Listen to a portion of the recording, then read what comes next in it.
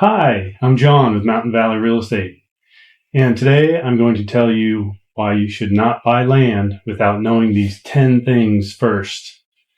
And as a bonus, stay to the end as I discuss 2 additional things for a total of 12 to look out for when purchasing land that is extremely important. And one of these, 99% of people have never heard of. Even the title companies can and have missed this thing. Some of these things may only apply to California. So just keep that in mind. Coming at you with another Land Squatch production.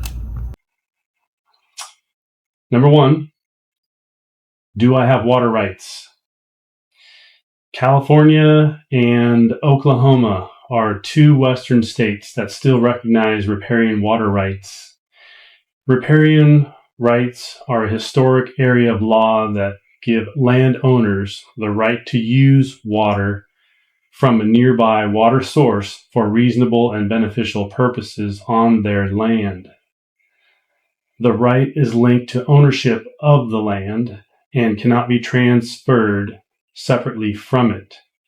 You will want to check with the California Water Resources for more specifics on your exact use of it, both quantity, application, and restrictions. This is not the same as, or it's not the same as a deeded water right. This is more rare and typically a higher quality water right, the deeded water rights I'm referring to. And number 2, are there any building or development restrictions? And yes, there are always building and development restrictions. And here's why that question needs to be a bit more specific. As an example, you want to drill a well on a specific spot on your property because it is easy for the well driller to get his well rig there, and you may have witched the property for water in that particular spot, and that spot's ideal. Now, this ideal spot is near a creek on your property, but far enough away for the standard setback distance from the creek. However, this area of land that leads down to the creek is sloped to enough of a degree that now the setback is another, say, 50 feet. So now you have to drill your well off the spot you wanted due to this restriction. This is just one small example of any number of seemingly small but important details to consider, and shows how a normal building or development rule that doesn't seem to normally be restrictive can be. In addition, most counties have minimum development standards, such as they may allow for a stick-built house, which is a house built on site, or mobile or manufactured home, but not allow for a yurt or other unconventional type home. The same could be said for a composting toilet versus the standard conventional septic system. Shipping container home or tiny home is allowed, and if so, what is required to make it conform to the current building standards? Those are the questions. The real purpose of restrictions, besides the fees generated, are to make sure the development or the developed improvements, such as a house, a well, septic, solar, etc., are safe for you and the next buyer. So you don't want a house falling down on you because it wasn't constructed correctly, or your well being, being contaminated because it wasn't sealed correctly, and surface water runs into it without you knowing about it, and you end up getting sick. So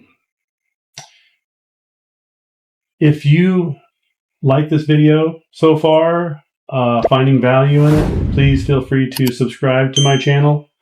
Bigfoot and I thank you. So let's get on number 3. Liens against the property. So this will show on a preliminary title report, because they're typically recorded. I am assuming in this list of top 10 that we are going through a title company, obviously, when you purchase property, and you want to not buying a property for sale by owner, for example. I strongly recommend the use of a title company versus none, or trying to research everything about the property yourself at the county courthouse records, which is possible, but you will have to know what you're doing to get the complete picture, especially when it comes to legal creation. And I'll have more on that at the end of the video. So number 4 is back taxes.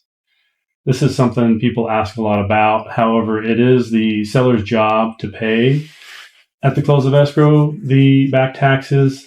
It's very uncommon to just close escrow and you just assume them without it even being brought up. That's not the standard. It's a standard that the seller pays for any back taxes. It should come up on the preliminary title report to view, so you can see that as well. Number 5, why is the seller selling? It's another common question I get. And the seller may sell for any number of reasons, with the most common being that they had some kind of life change and will no longer be using the property. They may have bought the property thinking they were going to build on it in the future, and some circumstances in their life changed. They may need the money for the property, from the property, and they may be tired of paying taxes, which is my next topic. Or they may have, maybe they're moving far away due to a job or maybe a family member. The point is,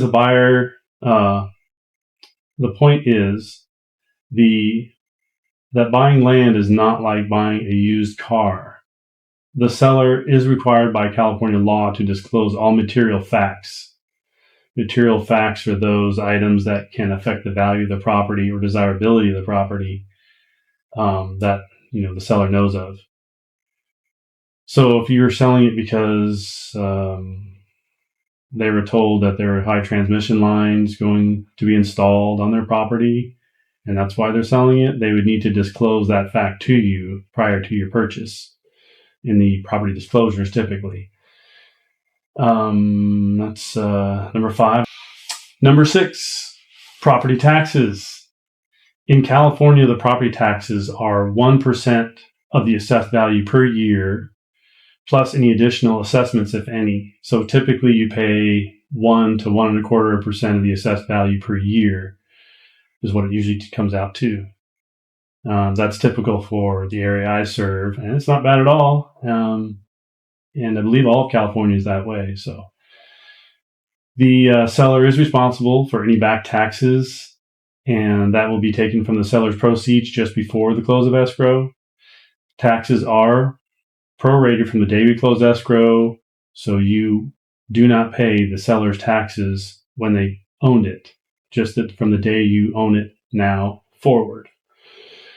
And number 7, is there a minimum gallons per minute for a well for residential use? So here in Shasta County, the building department does not have a minimum gallon per minute amount. However, that being said, the fire marshal will want enough water to be able to run fire sprinklers, and if holding tanks are not sufficient, could require some kind of a minimum, and it's possible. But outright, the county doesn't have a minimum gallons per minute for a well on residential use. Number 8, can I shoot or hunt on my land? There are always exceptions, but generally speaking, you can shoot in the county areas outside the city limits on your land.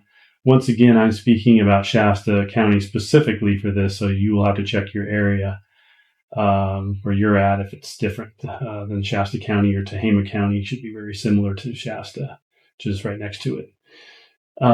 You should check with Fish and Game and also about hunting and hunting zones, as I'm sure you will need a permit for hunting your specific animal, even if it's on your land. So number 9, mineral rights. So most properties come with their mineral rights. If they don't, it usually shows up on the title report. This goes for timber rights as well. If it isn't on the title report as an exception to the title policy, then it is assumed they go with the land. If part of the mineral rights are reserved and you don't plan on drilling for oil or opening up a gold mine, and you really want the land, be sure that there is no right to entry. Right to entry is where they can come onto the land and start drilling, basically. So make sure that's not there. It should usually talk about it in the title report if the mineral rights are reserved or some of them reserved. Number 10, zoning.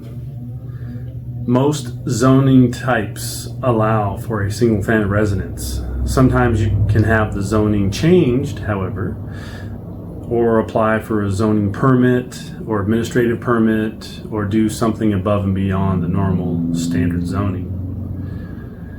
And that is the top 10. So those are the top 10 things you must know before you buy land. Now I'm going to give you the additional 2 bonus things you should know before you purchase land.